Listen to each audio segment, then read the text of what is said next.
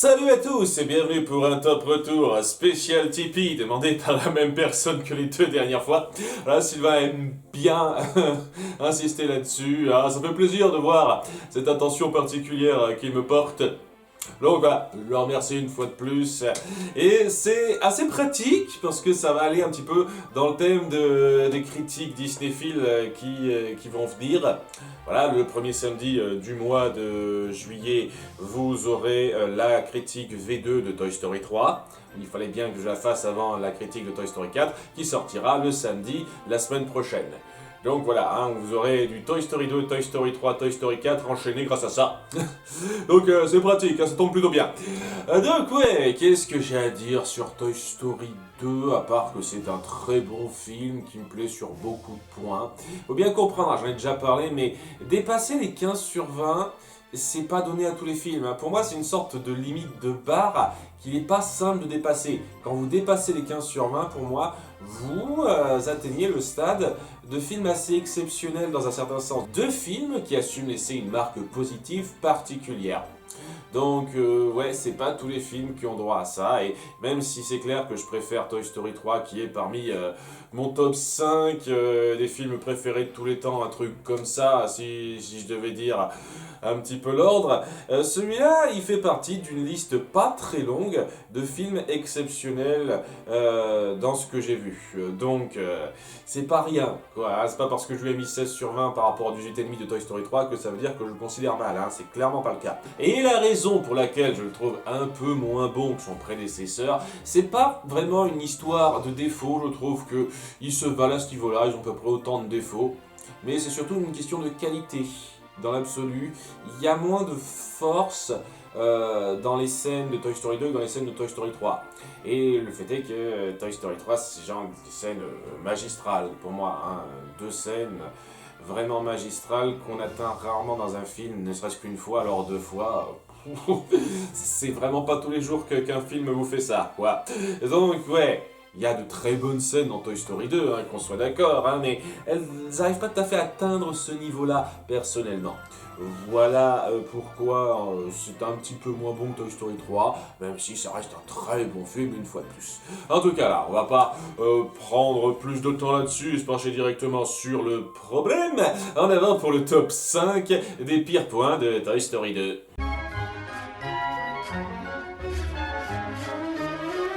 Numéro 5, des références pas subtiles. Alors, je reviens sur une petite critique que j'ai faite des deux premiers films qui a su marquer un peu, je pense, le coup des jeux de mots vaseux. Alors, je tiens à préciser que ça ne fait pas partie de cette liste, parce que je pense déjà, d'une part, que ça vient en partie uniquement de la VF. J'ai pas à souvenir à 100% de la VO, ça fait un moment que j'ai plus vu en VO ce film-là. Mais voilà, la VO, je suis quasi certain que c'est pas aussi appuyé que ça, les, les jeux de mots.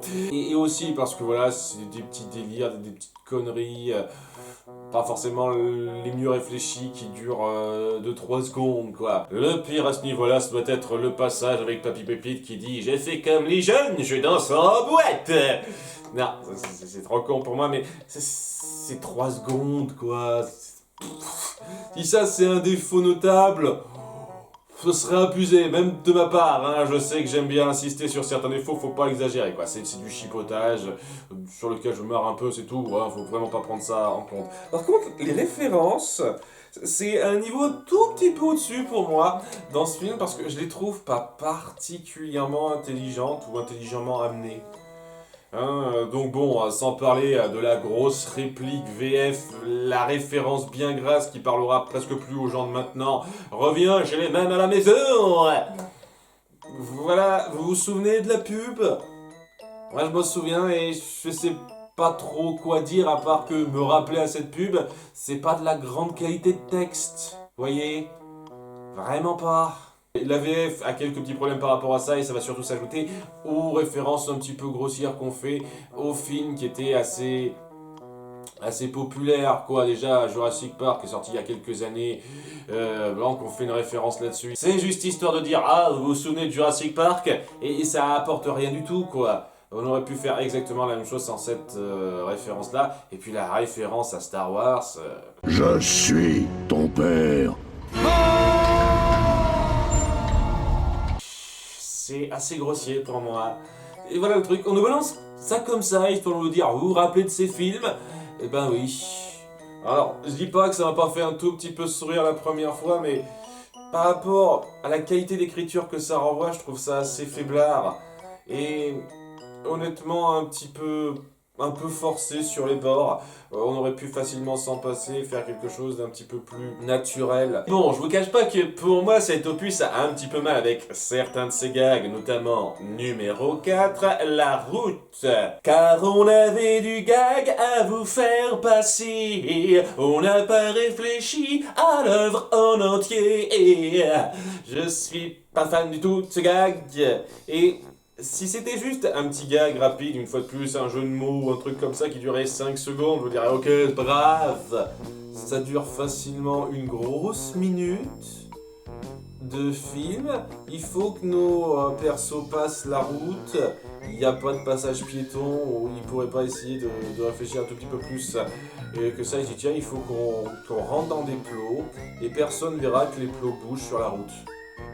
Personne fera gaffe au fait que des plots se trouvent sur la route n'importe comment. Et une fois qu'on est sorti, on fait pas gaffe à ce qu'il y a à côté. On pourrait tout à fait être vu en train de sortir de nos plots et de bouger. Mais dans la mise en scène, déjà, c'est assez grossier. Je trouve que le gag que ça force est pas si drôle que ça. Voilà, un carambolage, des gens qui cassent leur voiture, c'est très marrant. Waouh, quoi. Il y a ça qui se met en place pendant une fois de plus une grosse minute, juste pour appuyer un gag alors qu'il aurait pu passer d'une façon beaucoup plus subtile. On aurait pu complètement virer ça, que ça aurait été pareil à un peu de choses près, quoi. Ils se rendent au magasin et puis voilà, ça aurait été la même chose, mais non. Là, il fallait qu'on appuie ce gag et je trouve que ça met la narration en pause de façon beaucoup trop appuyée pour rien. Ça fait de l'humour pas particulièrement réfléchi et poussé. Et oui, ça joue avec les règles de cet univers de façon un petit peu trop grossière. Genre, nos jouets doivent pas se faire voir. Ils font absolument le pire pour se faire remarquer, et pourtant personne les remarque. C'est trop grossier pour moi. Hein. C'est un humour qui passe pas durant cette période-là. Après, c'est une scène de 1 minute, hein. Ça gâche pas tout le film, mais cette scène de 1 minute, chaque fois que je revois le film, je la saute. Hein. Tellement je la trouve grossière et ridicule. Numéro 3, vous en faites pas un petit peu des caisses avec votre jeu vidéo? Alors, le fait que Buzz l'éclair ait son propre jeu vidéo et que Rex aime y jouer, je veux dire, ça appuie un petit peu le lore du personnage en tant que jouet, quoi. Il y a du merchandising autour de lui, c'est pas ça qui me pose problème. Ce qui me pose problème, c'est qu'on en fasse autant des caisses là-dessus, que Rex soit défini à 70% par ça, presque. C'est tout ce qui va le porter. Et ouais, quoi, déjà rien que l'intro, où on passe facilement 2 minutes 30, un truc comme ça, sur l'arrivée de Buzz dans une mise en scène. J'en ai pas parlé parce que c'est pas trop grave ça, mais la mise en scène est un peu bizarre, quoi. C'est vraiment comme ça que ça devrait se présenter pour un personnage de jeu vidéo. Ça me paraît un peu grossier, hein. Ça donne pas l'impression que ce soit un jeu d'action, quoi. Ça donne plus l'impression que c'est un jeu de réflexion. Alors qu'est-ce que vous faites? Vous avez 3 choix.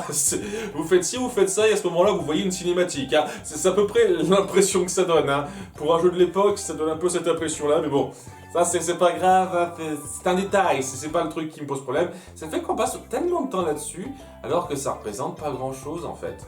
La seule chose qui va lier cet élément au récit central, c'est par rapport à Buzz Beast, qui, quand Rex parlera de comment vaincre Zurg, croira que c'est le vrai Zurg. Donc voilà, ça amènera à ce qu'il participe à l'effort de recherche. C'est la seule chose qui l'amènera à participer à ça, sinon les autres l'auraient capté tout de suite. C'est la seule chose qui joue vraiment sur cet élément-là dans le récit. Le reste du temps, c'est beaucoup de passages pour rien. Rex qui est, à mon sens, le plus mal fait par rapport aux autres opus. Là, autant j'apprécie davantage les personnages par rapport au premier volet, autant Raid, je le trouve tout juste passable, parce que oui, on le définit seulement sur un point. Je sais qu'il est benet, c'est son truc hein, d'être benet, mais être benet et avoir quasiment une seule note en tête, c'est pas... ça aide pas du grand développement personnellement. Donc ouais, c'est tous ces moments-là, tous ces passages où on force un petit peu le gag, les références sur le jeu vidéo, tout ça, je les trouve assez plats, pas particulièrement intéressants à suivre et surtout trop nombreux. Ça durerait 2 fois moins de temps dans le récit, on passerait ce temps-là à autre chose, ça me gênerait pas plus que ça, mais étant donné qu'on insiste pas mal là-dessus, alors que ça ne représente pas quelque chose de si énorme que ça dans la narration, c'est un petit peu trop gênant, personnellement. Numéro 2, l'humour autour du collectionneur. Alors, je suis désolé de m'acharner à ce point sur l'humour de ce film, alors que, je le redis, j'en ai déjà parlé dans ma critique, je trouve que ce film est drôle à de nombreux moments, hein, qu'on soit bien d'accord. Les réactions de nos personnages, Buzz Peace, tout le délire autour du merchandising de Woody, etc. C'est quand même très fun. Hein. Globalement, très majoritairement, l'humour est bon. Seulement, il y a des petits moments, s'il a des scènes, des trucs comme ça qui sont moins bonnes. Hein. La majorité de l'humour reste bon, hein, je vais pas me plaindre, mais il y a une minorité pas négligeable qui est pas géniale. Voilà. Donc, ouais, ça en fait partie de ça, et je trouve que ça gâche un petit peu le personnage du collectionneur, qu'on se sent le besoin de ridiculiser un peu trop à outrance pour moi. Je veux dire, le fait qu'il soit un peu gras et bedonnant, c'est pas trop grave, ça. Le fait qu'on insiste là-dessus en le montrant manger comme un porc, en le montrant rôter par rapport à ça, en faisant des gros plans pour bien indiquer à quel point il est un petit peu dégueulasse, tout ça. Quel est l'intérêt, je trouve, pour appuyer le personnage? Le personnage, c'est quelqu'un qui est un petit peu omnubilé par le fait d'avoir toute la collection autour de Woody, afin de se faire beaucoup de fric. Motivation qui s'incruste très bien dans le récit. Et à côté de ça, ils ont un peu galéré, j'ai l'impression, pour lui donner une personnalité, quelques traits caractéristiques particuliers. Et donc ils se sont dit, on va en faire un gros lard. Et on va faire des tonnes de passages d'humour là-dessus. Et tous ces passages-là, ça tombe à plat. Tout simplement, hein, et j'ai pas grand-chose de plus à dire. C'est pas de l'humour très réfléchi, très intéressant. Et ça représente une minorité par rapport au reste, mais une minorité pas négligeable. Et enfin, numéro 1, l'abus de coïncidence. C'est à peu près au même niveau que le premier film, ces problèmes-là pour moi. C'est-à-dire ces événements qui surviennent, c'est comme par hasard qui arrivent pour bien arranger le scénario et qui font un petit peu trop facilité scénaristique à mon goût. Comme par hasard, au moment où Woody est mis sur l'étagère, il rencontre donc cet autre jouet qu'on a délaissé. Et comme par hasard, la mère fait un vide-grenier juste à ce moment-là, donc faut que Woody l'aide. Mais au moment où il vient l'aider, comme par hasard, il y a un mec qui est super méga intéressé par Woody, qui a absolument envie de l'acheter, qui passe. Je veux dire, voilà, hein, c'est quand même des bonnes coïncidences qui s'enchaînent, ça. Le fait que ça tombe bien que le collectionneur habite à peine à un pâté de maison à côté de son lieu de travail, ça arrange bien Buzz à ce moment-là, on est d'accord, hein. Ce genre de choses, c'est pas génial. On sent que vous mettez en place des ficelles scénaristiques pour amener votre scénario là où ça vous arrange, et ces ficelles, elles se remarquent un petit peu trop pour moi, elles sont un petit peu trop grosses. Voilà, une fois de plus pour répondre aux commentaires très stupides qu'on balance. Oui, mais s'il n'y avait pas ça, l'histoire se ferait pas. Oui, mais il y a moyen d'amener l'histoire un petit peu autrement, de façon plus naturelle, moins ta gueule, faut que ça arrive comme ça, quoi. Il y a aussi d'autres petites coïncidences qui sont moins graves que ce que j'ai cité, mais il y en a quand même un petit peu plus. C'est... On pouvait faire mieux en termes d'écriture, amener les choses de façon un tout petit peu meilleure que ça, et ça aurait été, je pense, un petit peu meilleur dans le récit, mais bon, c'est pas non plus un truc super grave, et le truc avec cette liste, c'est que voilà, c'est pas des moments rédhibitoires ou quoi que ce soit, c'est des moments qui me gênent un petit peu. Comme dans tous les films, il y a toujours des moments qui me gênent un petit peu. Ça change rien aux grandes qualités que j'apprécie énormément dans ce film-là. C'est un de mes Pixar préférés, un de mes Disney préférés tout court. Il n'y a pas beaucoup de films Disney qui atteignent le 16 sur 20. Donc voilà, un film de très grande qualité avec ses petits défauts à côté. Comme tous les films pour moi, mais avec majoritairement beaucoup de cœur et d'attention.